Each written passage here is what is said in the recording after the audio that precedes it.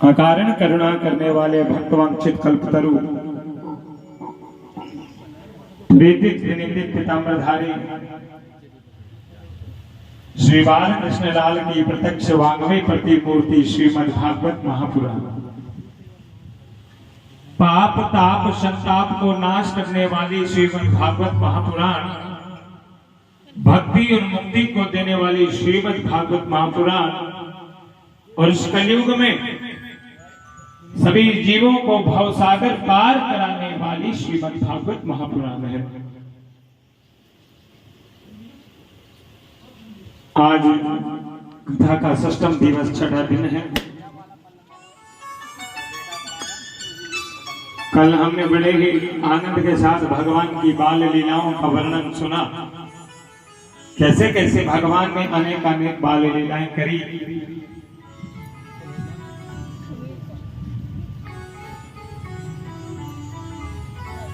अनेक अनेक प्रकार से भगवान मां यशोदा के अंगना में और नंद बाबा।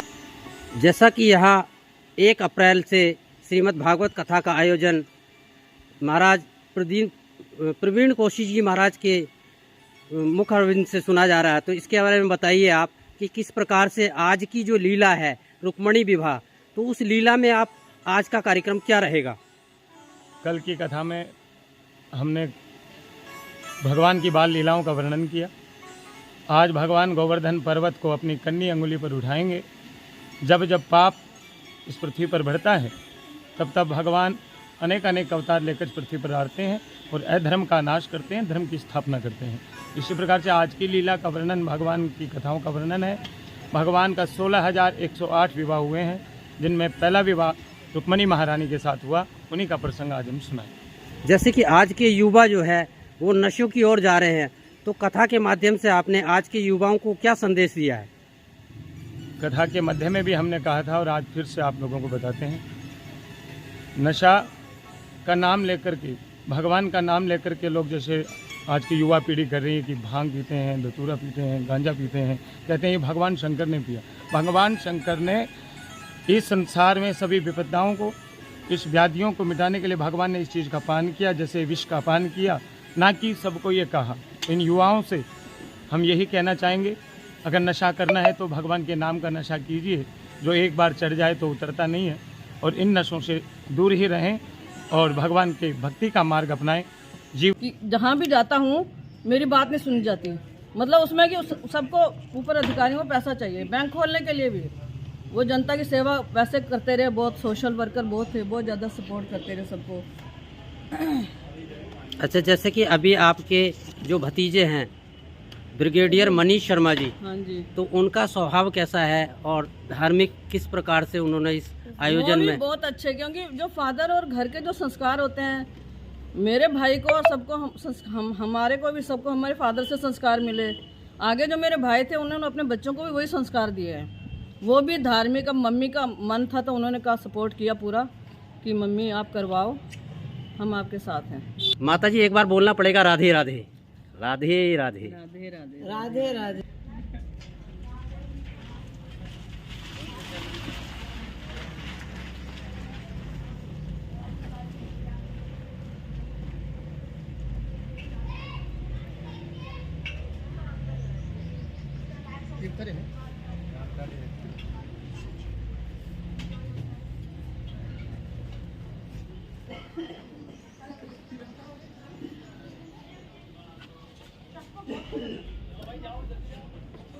आप अपना परिचय बताइए और यहाँ किस चीज़ का आप जो है वादन कर रहे हैं? यहाँ पे श्रीमद् भागवत कथा का महायज्ञ ज्ञान चल रहा है, और ये जी राजस्थान के बड़े ही ख्याति पंडित हैं श्री प्रवीण जी कौशिक जी महाराज, उनके द्वारा ये यहाँ कथा चल रही है। और आज कथा का 6ठा दिन है।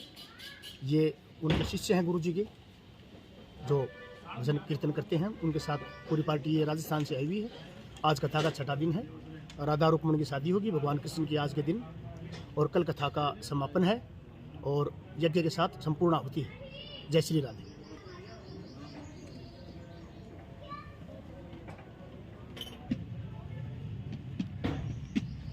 क्या बताया आपने? सूर्यवंशी नागनाथ मंदिर। सक्सेना साउंड। आपका शुभ नाम क्या है? आदेश पॉल खन्ना। आदेश पॉल खन्ना।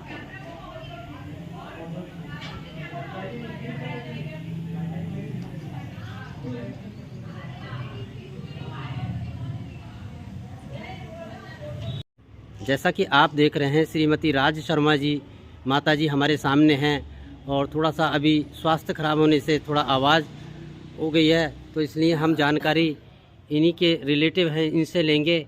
ये बताइए, इस श्रीमद् भागवत कथा का आयोजन कब से हुआ है और इसकी पूर्ण आहुति कब होनी है? ये मेरी भाभी जी हैं।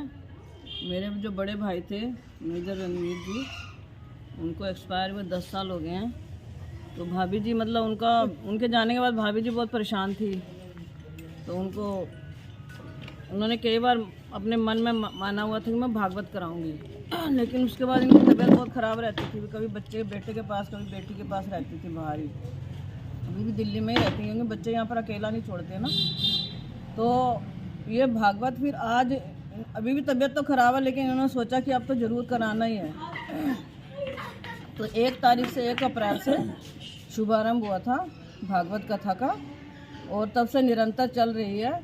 और कल जाकर 7 तारीख है ना, कल 7 तारीख को समापन होगा। पूर्ण आहुति है कल। पूर्ण आहुति है। उसके बाद भंडारा भी होगा, और सभी बंधु बांधवों को बुलाया है भाभी जी ने, सबको, सारे रिश्तेदारों को बुलाया, इनकी बेटियां हैं, बच्चे हैं, हम हैं, सभी को बुलाया है। आप स्वर्गीय मेजर रणवीर सिंह की बहन हैं। हाँ जी। आप उनके बारे में कुछ थोड़ा सा बताइए, उनके स्वभाव के बारे में, उनके विचार के बारे में। ये बताना है कि बहुत ही ईमानदार, क्योंकि मेरे फादर भी जो थे ना उस समय बहुत ही ऑनेस्ट रहे। आर्मी की जॉब करी, इतनी ऑनेस्टी से करी।